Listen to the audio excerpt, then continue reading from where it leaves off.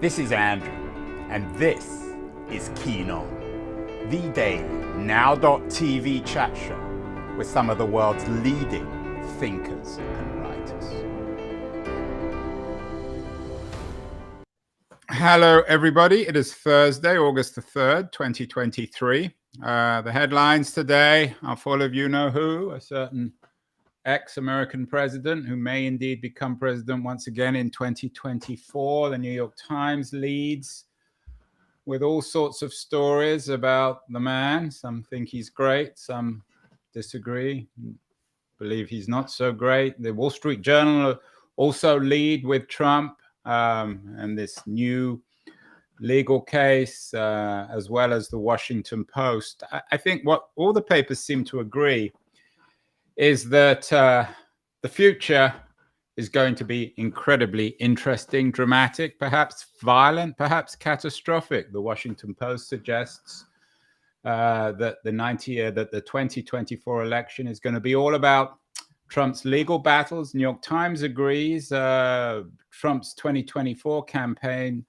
the Times suggests, will make the voters the ultimate jury, which perhaps suggests that 2024 is going to be a truly historic year. Another 1968, for example, according to CNN, 1968 was the year that changed America. Others believe that it was a year of turmoil and change. Smithsonian suggests that that 1968 was the year that quite literally shattered America, whatever that means. And lots of people beginning to compare 1968 with 2024, especially since the Democratic Convention in 2024 is going to be in Chicago, like 1968, one of the epicenters of that dramatic year. And the elections are being compared as well, the 1968 election and the upcoming 2024 election. Time ran a piece about this, featuring my guest, Luke Nichter. He's a distinguished American historian, teaches at Chapman University in Southern California, has a new book out, an appropriately important new book out, came out a couple of days ago on August 1st, The Year That Broke Politics, Collusion and Chaos in the Presidential Election of 1968. And I'm thrilled that Luke is joining us from Ohio. Luke, is history repeating itself, or could it, between 1968 and 2024? Well, first, thanks for having me on. It's a real pleasure. I don't know that history repeats itself. Some have said that, or even said that it rhymes necessarily. But certainly, the 1968 presidential election is arguably the most divisive. Now, as your intro said, maybe we'll surpass that in 2024, but the most divisive in modern U.S. history. And I think that era of the late 1960s is the one arguably that most resembles our era today. And while there's no shortage of books about the 1960s, I think there's really not been a recent history that it talks to everyone who's still around, examines all of the new evidence that's surfaced, and really tries to come up with a fresh take. And so that's what I've tried to do. The title is provocative, Luke, particularly in 2023, when American politics may not be ideal, but it isn't formally broken. Why do you believe that 1968 was the year that broke politics? Why is that the title of this book? Well, I think all presidents now and any other period govern and are used to governing during a period of crisis. It might be political, it might be economic, social, cultural, military, foreign policy. And I think, if you look at the sort of Johnson-Nixon era, to use that term, of the beginning in the late 1960s, you really check all those boxes. And I would say more recently, while we don't have a military draft anymore tearing the country apart, we haven't had the rash of assassinations that you saw in the 1960s, thankfully. But I would say also that, the Trump-Biden era is another one in which you would check all of these boxes. Yeah, the boxes of economics, culture, politics, and perhaps not military. America is currently not involved in a military adventure overseas. So, Luke, not everyone is going to be familiar with 1968. The word has this romantic suggestions as well, of course, in 1968 in Paris and in Prague. But tell us a little bit about the America of 1968. Who were the main political characters in your dramatic narrative? Sure, and I'm a bit of a cynic, so every time I pick up a new political book, I try to figure out, what's the author's angle? Is there some kind of an agenda or a preference? And this is a book that really focuses fairly equally on the four major sides of that campaign. So you have outgoing president, Democrat, Lyndon B. Johnson. You have the Democratic nominee, his current, vice president, Hubert Humphrey, the Republican nominee, the former vice president, Richard Nixon. You have, and then you have a very unusual situation with a strong third party challenger, which only happens about once a generation in American politics, being the former and future governor of Alabama, George Wallace. And so this alone, these are sort of politicians who are legendary. I mean, Nixon and Johnson, legendary in their own generations. Hubert Humphrey, legendary going back to the Philadelphia Convention when he declared civil rights the next great crusade in American politics. Well, and then there's Wallace. We could talk a whole hour just on Wallace. So right from the beginning, it has kind of all the ingredients of, interesting, sort of colorful characters. Yeah, we did a show with Samuel Friedman. I'm sure you're familiar with his new book on Hubert Humphrey. You mentioned his speech at the 1958 Democratic Convention? It was 48 in Philadelphia. Sorry, 48. Yeah, where he, for the first time, made it clear that the party, in his words, needed to prioritize race and declared war, I guess, on Southern Democrats. It seems as if you mentioned these four characters. Nixon, of course, doesn't need any introduction. Nor LBJ. George Wallace is a dramatically divisive figure, dramatically divisive life. Humphrey doesn't seem to fit comfortably with the other three. What do you make of him and his behavior and failings in 1968? And of course, there is a fifth man, a certain Bobby Kennedy, who died in 1968, who was assassinated. Another major figure here. Well, to take Humphrey first, in every election we often remember the victor. We might remember the other side, but we frequently forget, or at least forget first, what we call the also-rans. And I think in 1968, Hubert Humphrey was more than an also-ran. He was someone I think who really could have been president. Maybe not in 1968, but maybe in 1960 was his best chance, had the Kennedys not defeated him in that West Virginia primary. Maybe at a time of more international and domestic tranquility, when he could focus on his bread and butter, sort of democratic kind of issues like education, Social Security, jobs, and the economy. I think by 68, he was probably the most honorable man in the race of the four, but it might have been, missed his window to become president. Well, wasn't he? It's not just missing a window. It wasn't by accident. The train didn't pull out early. I mean, he made a fundamental error in supporting the Vietnam War, didn't he? Well, in 1960, there was no Vietnam War. I think 60 But might by have been his best 68, window. he'd made the error. Well, I don't think he supported the Vietnam War. He was very careful to divide himself from Lyndon Johnson. I think he supported Lyndon Johnson. And, some encouraged him actually to resign the vice presidency and really kind of be his own man on the campaign trail in 1968. And, he's a compromise. He's a figure of compromise. So after September 30th on the campaign, he does actually speak from the podium without the vice presidential seal, which he had always used, which lended a sort of, officialdom and decorum to all of his speeches. But he didn't want to betray Johnson. I think there was a sense of loyalty. There was a sense that he's already reached the nation's second highest job in politics, and he got there because of Johnson. So I don't know that he supported Vietnam, but I think he was wedded to Johnson's position, and there was no way to divorce yourself from Johnson without effectively declaring war against Johnson. When did Johnson announce that he wasn't running again? March 31st in the evening on live television at the end of a Vietnam speech. It was a surprise ending. He had two versions of the speech ready. One, just the text of the speech responding to the Tet Offensive and how the war was going at that time. and how Johnson was trying to shift now toward negotiations that would begin in May in Paris. And at the very end, he had this dramatic final lines where he said he would not run for office. He would not accept the nomination if his party nominated him because he wanted to focus all of his remaining time on peace in Vietnam. Was it a cowardly decision by a man who was anything but cowardly, or doesn't appear to be cowardly? Why wouldn't he run again? Well, I don't know, cowardly. I mean, I think Johnson had a great understanding of historical precedent. And there were three important precedents during his lifetime. You know, his two political heroes, Woodrow Wilson and FDR, did not make it to the end of their terms, you know, in full capacity. Wilson was largely crippled his last couple of years. FDR, of course, died in office in the spring of 1945.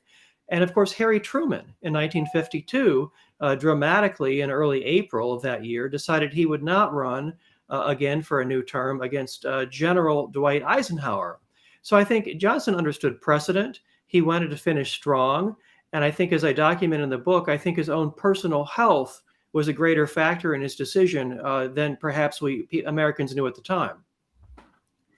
Why did he leave it so late? And did he essentially dump the presidential nomination on Humphrey? I mean, how much did Humphrey know? Well, late, that would be very late by our standards of today, when campaigns start early. And, yeah, it's really, as if Biden, I mean, it's as if Biden would wait until what, March of next year to announce that he wasn't going to run for president, which is quite conceivable, but it would be shocking. Well, I think it's the right move if you're the sitting president, because the moment you announce, you're a lame duck. The media, the spotlight has been moved off you to the challengers, and you know the energy's gone. Your staff will quit in droves and work for the challengers. And so I would guess, I mean, I have no evidence to support this. I would guess that Biden is also aware of two of his Democratic heroes, Johnson and Truman, and when and how they decided ultimately to not run again. So it's a very difficult situation if you're the incumbent president, because you want to leave your party in the best possible situation. And you can debate whether Johnson did that with Humphrey, because I agree with you that effectively Humphrey was in a very strong position to become the nominee instantly, because he, at the time, the Democrats changed the rules in 1972, so they were not yet in effect in 1968, whereby the primaries weren't binding. You didn't have to enter primaries. They weren't binding on the choice of delegates. And so all these state and county chairmen from coast to coast, who all owed loyalty to Lyndon Johnson and to the administration, you know, Hubert Humphrey, you know, inherited overnight the overwhelming majority of the same delegates that Lyndon Johnson would have had he run. In a way, though, Luke, you're presenting this world as being not unusual. There, LBJ was imprisoned and affected by the precedents of Wilson and of Truman and of Roosevelt. So you're suggesting a degree of continuity, but 1968 was also the year that everything snapped. What was different about this crisis than previous crises? Well, I think, starting first and foremost, the crisis was both at home and around the world. You know, in your introduction, you mentioned Paris and Prague. We could certainly expand to go to Nigeria. We could go to apartheid in South Vietnam. The Chinese Cultural Revolution hasn't been mentioned.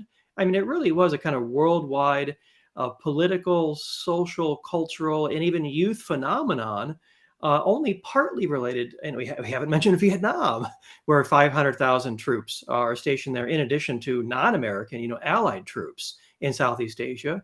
And so that really people were just stirred up. They were stirred up at home. They were stirred up around the world. And at least in the US, neither political party, the political class, seemed to have the answers. And although some were able to tap this anger and unrest and disappointment better than others. I mentioned Bobby Kennedy. He seemed to understand it better than most. Certainly Humphrey didn't. He seems like, even if he wasn't that older man, he seems like older than he actually was. LBJ had checked out, as you said. He was a man who decided that he had become a historical figure. You mentioned Wallace. Was Wallace, do you see Wallace as understanding the times better than others? And of course, we're going to get to Nixon, who I think is the key figure in 1968. Well, certainly. And I haven't addressed Bobby Kennedy, so let me do that before Wallace. So in terms of the other also-rans, lots of other brand names, not just Senator Robert Kennedy. And here next year, we potentially have another Robert Kennedy in the race. I want to talk about that later. Get ready to go to Chicago. Eugene McCarthy was really the first to have the courage to challenge Johnson from the left, mainly on the war. And on the Republican side, you have California Governor Ronald Reagan on the right. You have Nelson Rockefeller, who's kind of in and out, depending on the week or the month, on Nixon's left.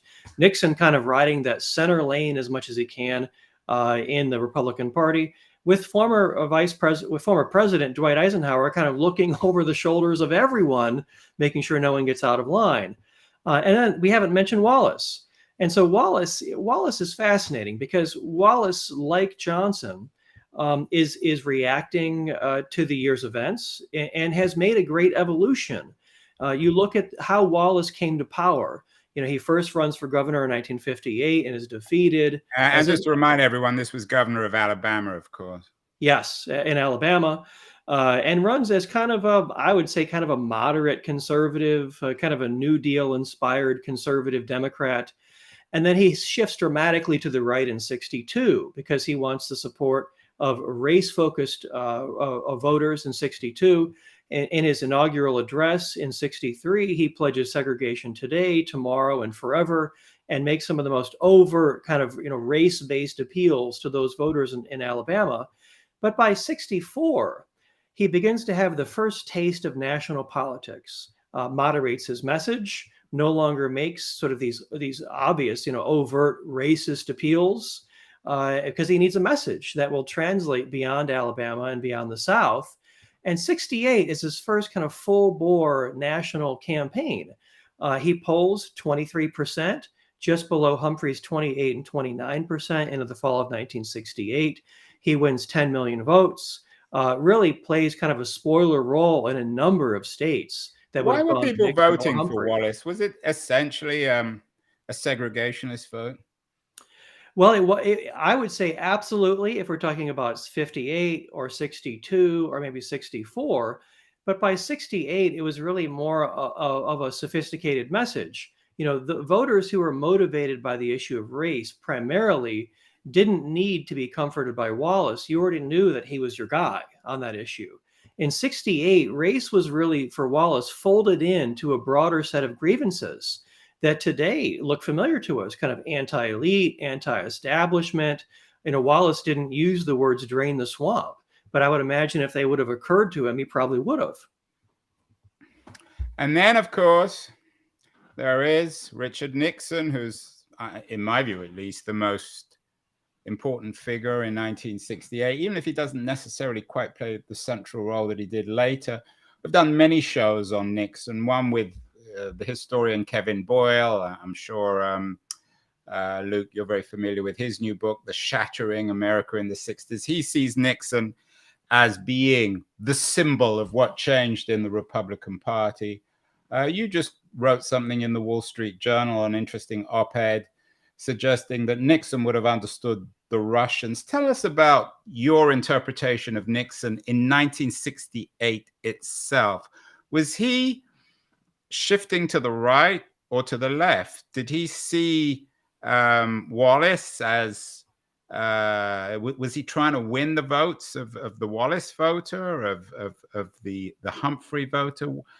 And did he redefine Republican politics in the 60s? Well, there's a lot of layers to your question. I think at a most fundamental level, Nixon, I would say, shifted ever so slightly to the right compared to his 60 race. In the 60 race with Henry Cabot Lodge, he really was on the kind of moderate to liberal side, a direct heir to Dwight Eisenhower. And then, of course, the Republicans shift dramatically to the right in 1964 with Barry Goldwater. So in 68, Nixon found a lane between those two campaigns. I think Nixon's goal with LBJ not running, in other words, a centrist was not running, was to ride in that center lane for as long as he could.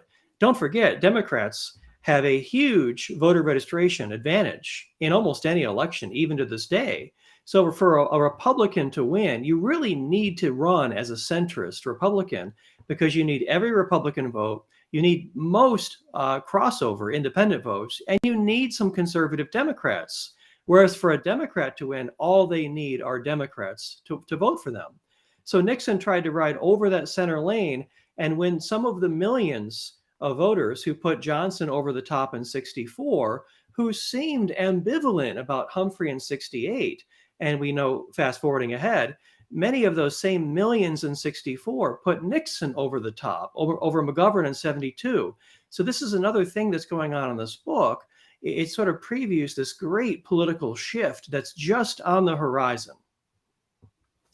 You suggest, and this is one of the more intriguing conclusions of this new book, that you think that Johnson probably wanted Nixon to win. I'm not sure how he voted. He wasn't public on this. What did you find in your research, Luke? And why do you believe that Johnson wasn't disappointed with the Nixon victory?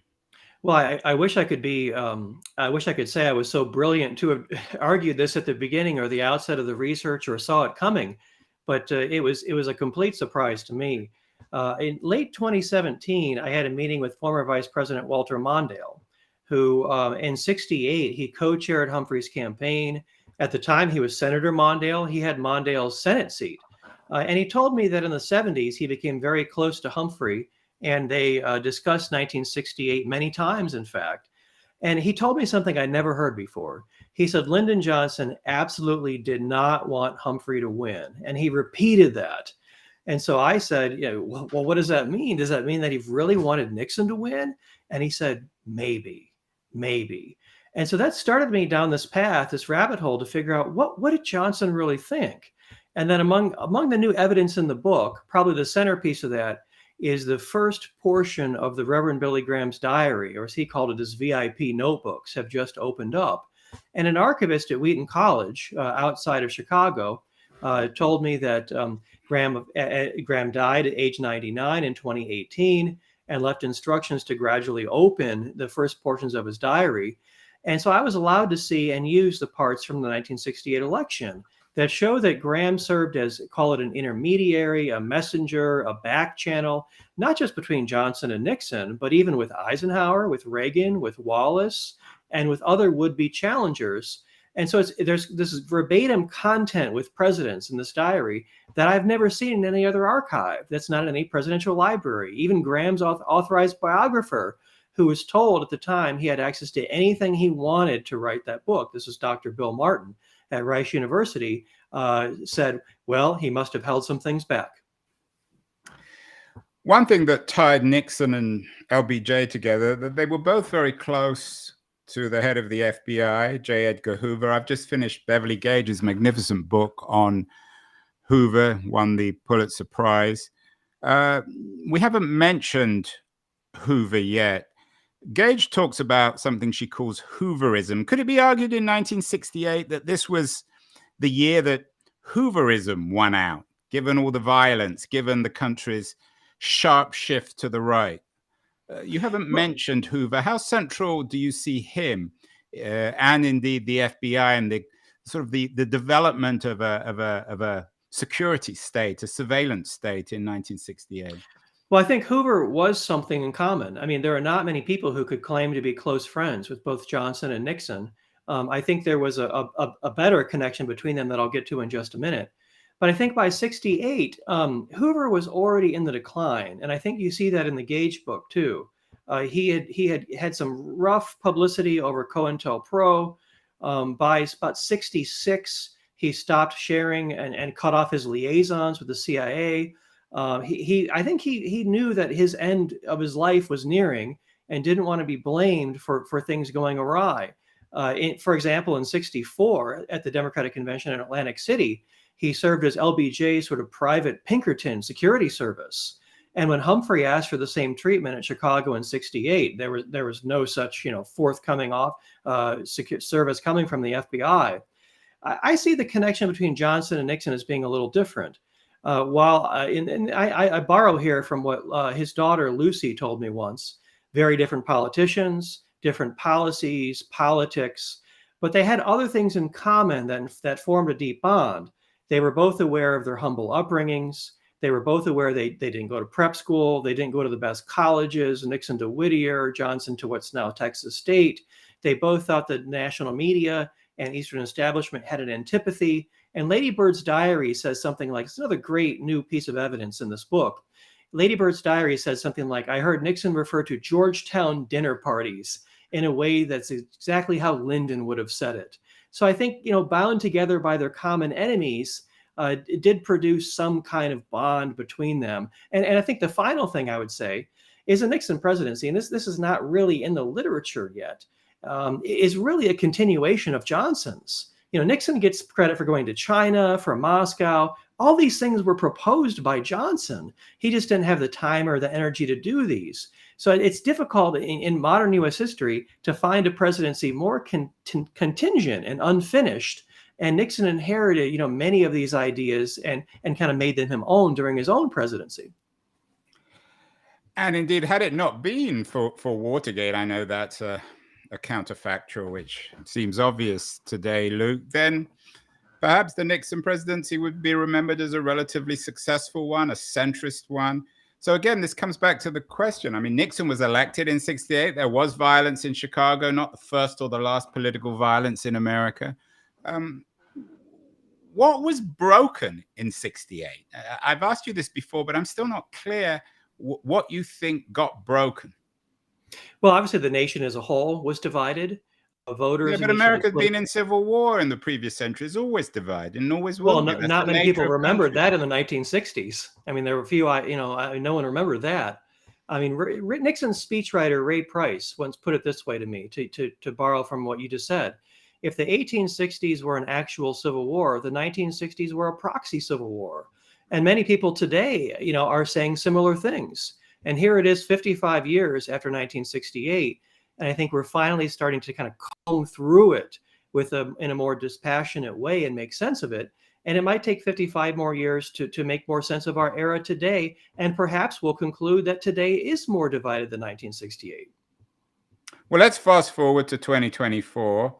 The 4 or 5 characters, we've got Wallace, we've got Humphrey, we've got LBJ, we've got Nixon.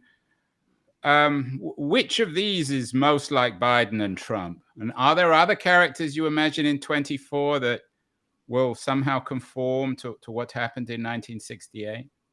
Well, I'll take the easy one first. I think Wallace was really the first sort of anti-elite, anti-establishment candidate, politician to run a national campaign and do it reasonably successfully. And so I think you can draw a lot of lines from Wallace, his rhetoric, his message, his focus on a certain part of the electorate, and draw it all the way to Trump. The Democrats, their bread and butter, part of that FDR New Deal coalition, were the blue collar, the labor union members. That was a core part of their vote. And no Democrat has won them as a voting bloc since Lyndon Johnson in 1964. And lately, it seems to be they're perhaps more on the Republican side of the aisle. So I think certainly the Wallace to Trump connection is not exactly, but I mean, there's a lot of similarities there. So, but the interesting similarity is that Wallace was running as a third-party candidate. Trump always has run as a third-party candidate within one of the major parties. That's the oddity. And of course, Barry Goldwater also, who we haven't talked about either, who ran disastrously in 1962. He, in many ways, wasn't completely unlike George Wallace either, was he? Well, no. I mean, Goldwater had a different political career and was more in Washington, but I think some of the issues and the voters they were going for were similar. I think with Wallace, though, he ran as a third party in 1968, but ultimately concluded that was a mistake because, there's very few issues today that would unite both parties on Capitol Hill. Concern of China, concern about AI, concern about social media. But the biggest of all probably is third-party challenges. If you want to make an enemy of everyone, try to enter the race next year as a third party. And so Wallace learned that mistake. and decided it was better to run in one of the major two parties, ultimately switching to be a conservative Republican later in his career. But Wallace in 68 at least felt he had to run as a third party because he wanted to be free to criticize both major parties. He didn't like elements of each of them. Who did Wallace win more votes from, the Humphrey or Nixon? Well, this has been a subject of debate. Many books have said it was more Nixon because they assume conservatives mean Republicans. But it was Humphrey's, one of his pollsters and strategists, Vic Fingerhut, who told me it was complete nonsense. Of the 10 million votes, late switchers, he said, in the final 6 weeks of the campaign in 68, he said a full 8 of 10 who switched back to Humphrey, he believes, came from the Wallace side. These were the Union voters, those traditional Democrats. That was their traditional home, blue collar, lower middle class voters who had voted probably for Eisenhower and then Johnson in 64 and weren't sure what to do in 68.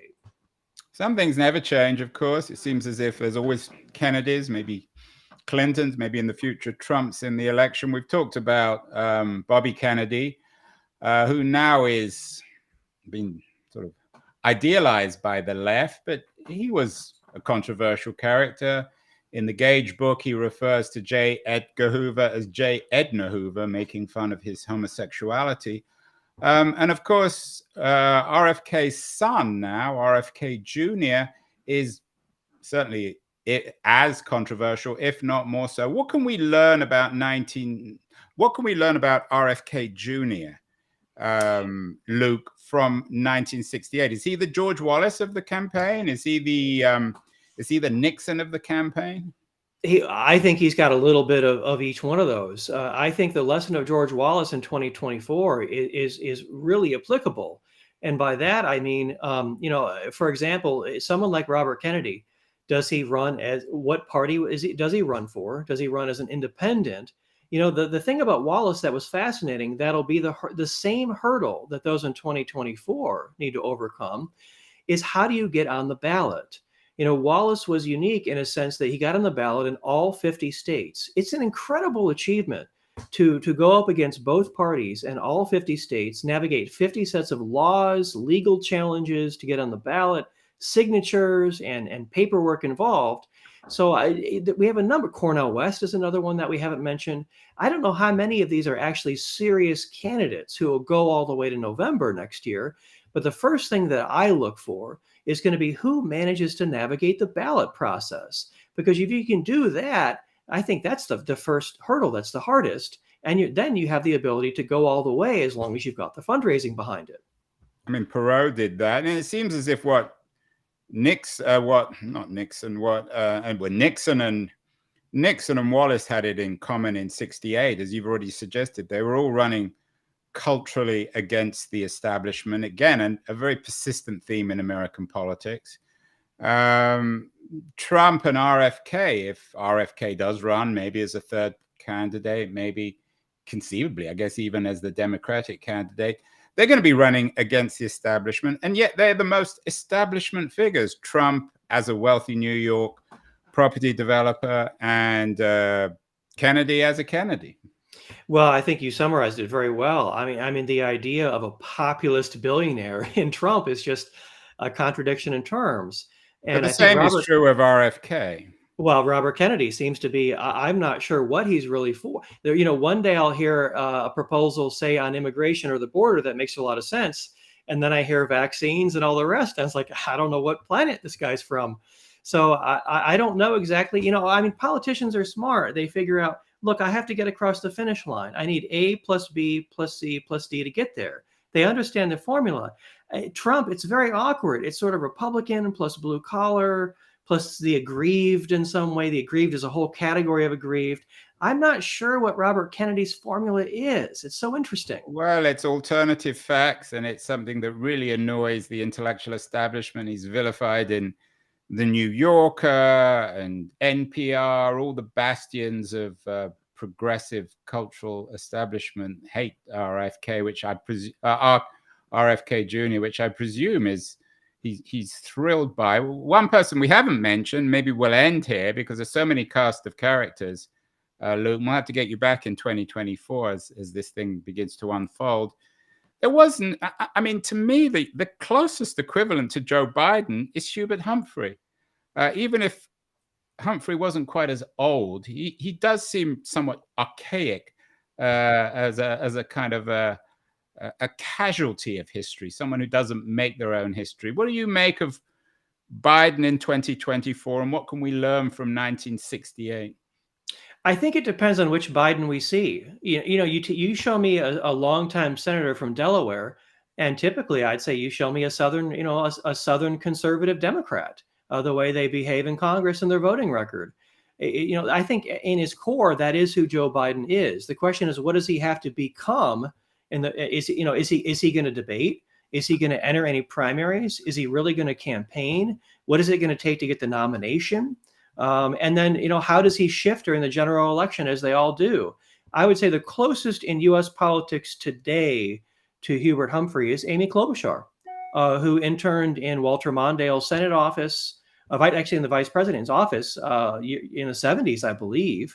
So Biden has a kind of a slice of the Humphrey, but I think he's also very much his own man and likes to play the cards close to the vest. And finally, Luke, some people believe that politics is actually broken in America for various constitutional reasons. The Supreme Court, the Electoral College, the undemocratic nature in some people's minds of its politics. What happens if politics is indeed broken? What will happen in 2024? What's the fate of America in a country where politics is actually broken? Is it violence, much more violence than the violence around Chicago in '68? Is it cultural breakdown? Is it civil war, as some people have even suggested? Well, I'll suggest one way I think it's more broken and one way I think it's less broken than 1968. One way that's more, if you look at recent political polls of kind of, if you had a son or a daughter, in terms of your opinion about an ideal, what someone they might date, for example, in their dating life. It used to be you might want them to date the same social class, the same perhaps race. But now it's often, I want them to date someone of the same political party. And I think that's a division that's different than the 1960s. But on the other hand, we don't have the draft. We don't have the Vietnam War. We don't have, fingers crossed, assassinations and that degree of violence in the 1960s. So I think ultimately this book, implicit, I think, is a message of optimism and hope. We made it through the 60s, okay, and we survived as a nation. I think we can make it through this too, or at least I'll keep hoping. Of course, what you didn't have in 1968 was social media. Finally, Luke, what do you predict is going to happen in 24? You'll probably be wrong, but we're all wrong. But it'd be interesting to see what you think. I have been wrong consistently, so whatever. Well, you should be proud of being wrong. It's everything that comes who are wrong who are really right. In 2016, I was in Vietnam to research the last book, and I assumed I would come home to a president-elect Hillary Clinton like most other Americans. It's tough to say. I think the power of the incumbency is big, and I think that if Biden can keep it together, it's his to lose. I don't see how Trump can do it, because the only way, the greatest way to get Democrats excited about voting for Biden again is if Trump's on the other side of the ballot. But if a strong third party peels away enough voters, our elections are so close now. You don't need a Wallace 10%. You don't even need a Perot 20%. All you need is maybe 5%. And the third party challengers are doing that now between West or Robert Kennedy. So even having a third party who can pick off 5%, could be decisive nationally and decisive in the key swing states and tip the ball back to Trump.